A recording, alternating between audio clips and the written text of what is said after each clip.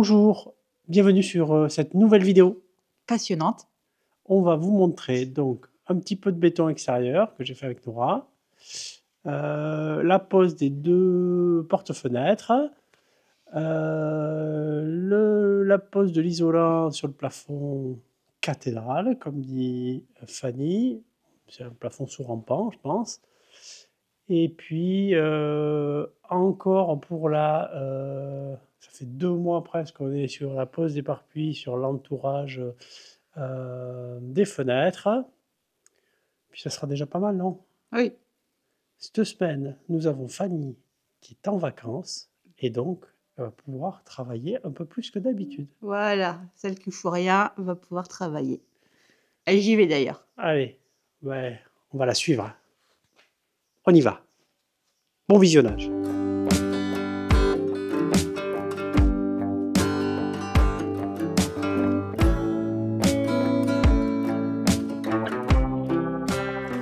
Et voilà, regardez-moi qui c'est qu'il y a là. Nora. Donc, elle est venue m'aider pour pouvoir faire du béton. C'est une bonne chose. Le béton est de retour sur le chantier. On va finir de combler tous les trous là qui sont devant la maison. Comme ça, ce sera plus facile pour circuler. On s'y met? Ouais. Elle a l'air motivée. Allez, c'est parti les amis. Donc l'idée c'est de combler tout ça. Donc il y a un peu de bruit entre le voisin qui tombe et Nora qui essaye de faire du béton. Elle a froid pour l'instant, mais je pense que ça devrait se calmer bientôt. Ah. Allez, tu nous montres? Non, comment on fait? Pas où c'est?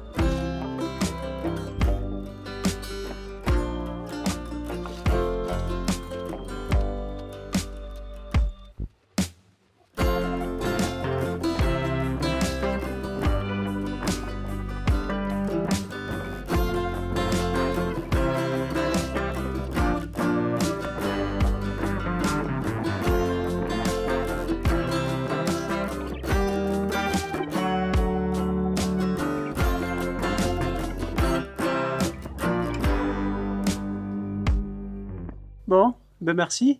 Bah, de rien. T'es content d'avoir fait du béton? Bah ouais, pendant Ça- les vacances, C'est formateur? c'est de l'application de la théorie.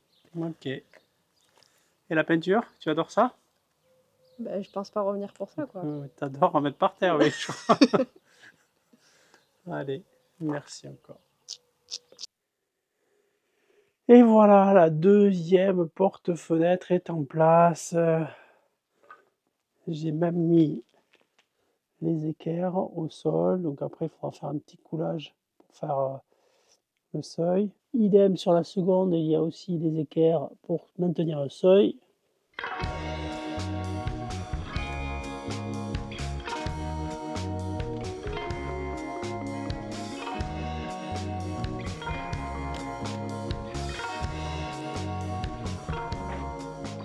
Valide.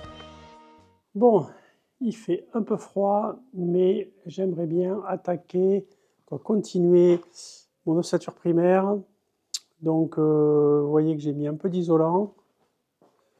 Donc, il y a une première ligne d'isolant en 100 et en 220. Mais avant tout, là déjà, j'ai plus de laine en 100, donc c'est la première couche qu'il faut mettre. Donc il faut que j'aille acheter cette laine en 100, mais en attendant, je vais me préparer tous les supports de fourrure. Il faut les positionner tous les 50, puisqu'on a des plaques de 2,50 m et qu'on met dans le sens les fourrures sur la largeur. Et donc il faut les mettre tous les 50, et donc elles se clipsent sur le rail primaire en 100 et elles viennent se visser pour pas qu'elles se défassent et puis qu'elles ne glissent pas et qu'elles ne descendent pas le long de l'ossature primaire.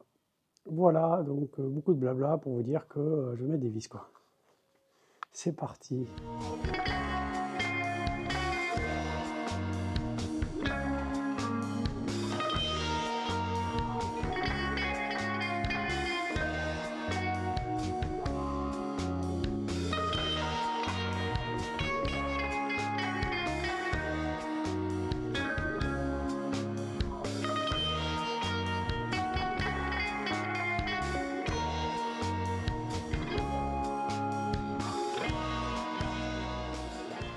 Donc vous l'avez vu, j'ai installé les deux extrémités, les supports de fourrure des deux extrémités. Maintenant je vais tirer une ficelle entre les deux et mettre les intermédiaires vissés dans l'alignement.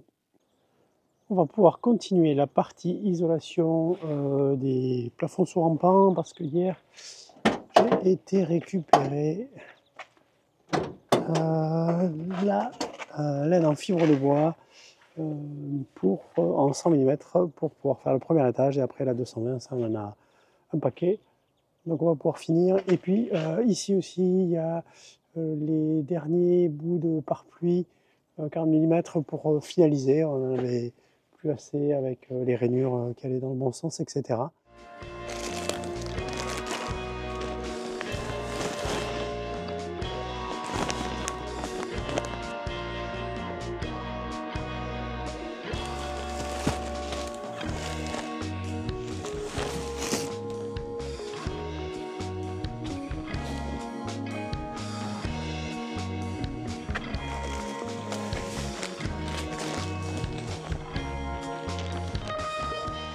Donc on va se mettre à finir de mettre la laine de fibre de bois au plafond. Et est-ce que vous voulez que Fanny vous montre sa nouvelle acquisition?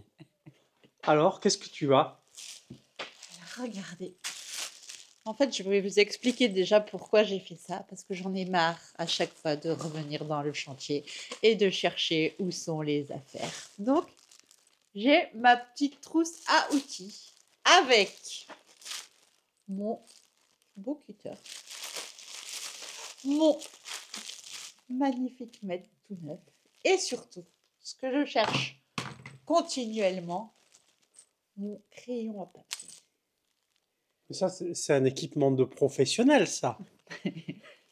C'est pour les tafioles, j'en ai rien à foutre, mais je vais pas le chercher pendant 3 heures à chaque fois. Ok, ouais. Non, c'est professionnel. Ça, c'est une belle trousse à outils, hein. Moi, Mhm. j'aimerais bien avoir la même, hein. Voilà, et en plus c'est pratique parce que ça fait sac à dos, donc je peux aussi me la mettre sur le dos. Voilà. Ah, Mais s'il y a des chantiers extérieurs, tu veux dire. non, mais au moins je vais passer mon temps à chercher où sont les affaires. Ok. Voilà. Donc voilà, je suis très fière de moi. Je vous remercie de m'avoir écouté. Allez, au boulot.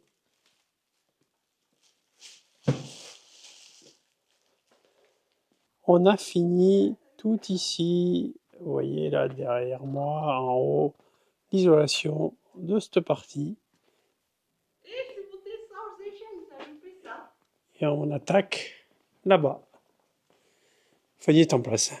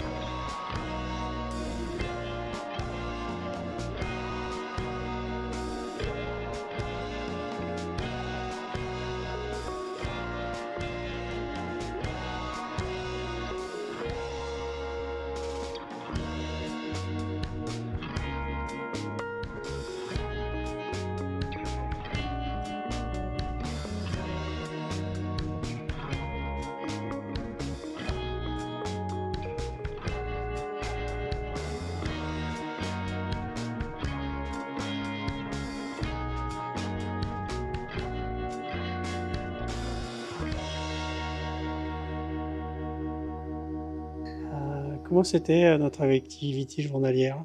C'était formidable comme toutes nos activités. Un peu rempli de poussière. C'est ça. La laine de fibre de bois, en fait, je sais pas si c'est mieux que la laine de verre et tout ça. Ça fait de la poussière, Non, mais ça gratte moins quand même. ça gratte moins, mais bon, c'est quand même pas propre. Donc voilà, on a fini normalement presque ça. Il nous manque ensuite à faire l'isolation derrière les fermes. Là, donc on laisse les fermes apparentes et on va plaquer derrière. Et donc forcément, il faut isoler. Et ça, de l'autre côté, c'est pareil. Et pareil, ici, au-dessus, là, il y a un bout de mur droit qui rejoint le sous-rampant et qu'il faudra isoler aussi. Donc, il nous reste encore 3 palettes. Donc, on va en utiliser un petit peu, les chutes et tout ça. Et le reste, il faudra s'en débarrasser.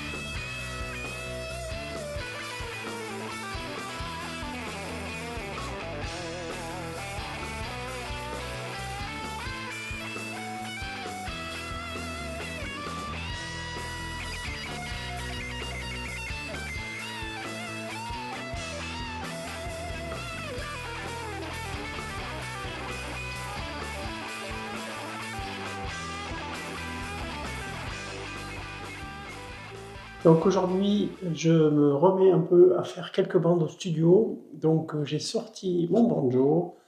Et puis, pour m'aider à faire les bandes, j'ai toujours pas fini là-bas les 2 bouts de placo qui manquaient, mais je continue les bandes. Et peut-être que cet après-midi, je ferai ces 2 bouts quand même, hein. Il va falloir s'y mettre. Allez, je vous montre ce que c'est un banjo, pour ceux qui ne savent pas. Et pour les autres, bah, je vous montre quand même. Et on s'attaque à faire des bandes avec ça. Donc le banjo, c'est cet outil. Vous avez la bande ici qui se déroule, qui va passer là-dedans où je vais mettre la patte. Et après, ça sort la bande ici et elle est encollée d'un côté pour pouvoir s'appliquer directement. Donc on n'a pas besoin de passer de l'enduit, poser la bande, etc. Ça se fait tout seul avec ce truc. Ça marche pas toujours aussi bien que la théorie, mais ça aide un peu quand même à dérouler.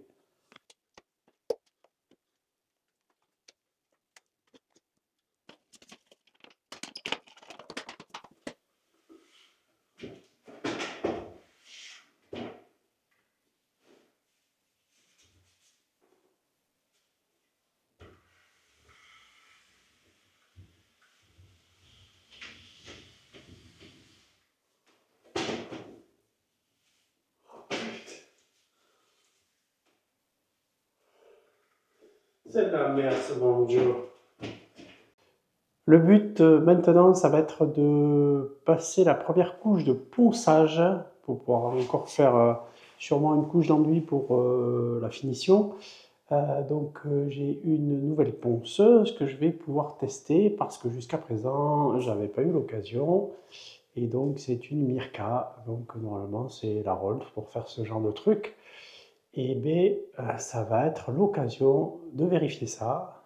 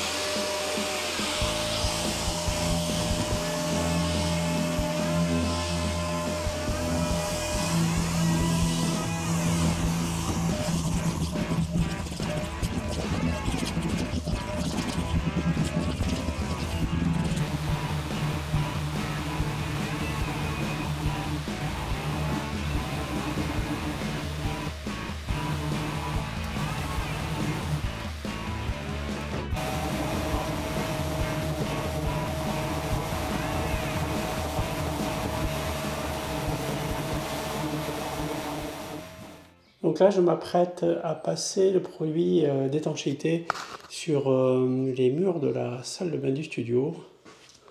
Donc c'est difficile de filmer parce que c'est assez petit. Ça fait 1,40 par 2 mètres à peu près. Donc je vais mettre sur tous les murs du produit d'étanchéité. Et puis après, je passerai peut-être, quand ça sera sec, là, une couche d'après sur le plafond. Donc le plafond sera peint.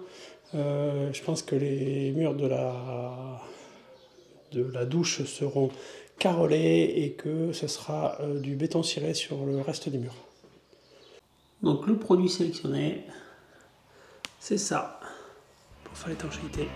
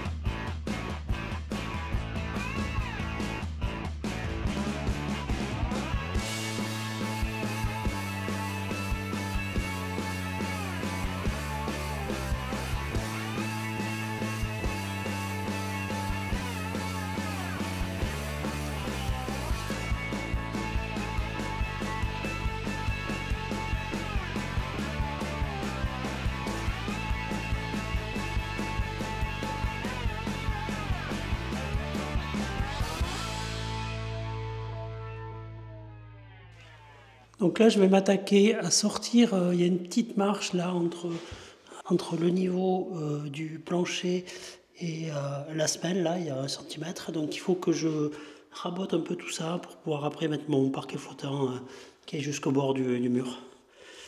Donc pour ça, la grosse meuleuse à disquer pour faire une rainure sur le dessus. Et la petite meuleuse à raboter avec l'aspirateur pour la suite.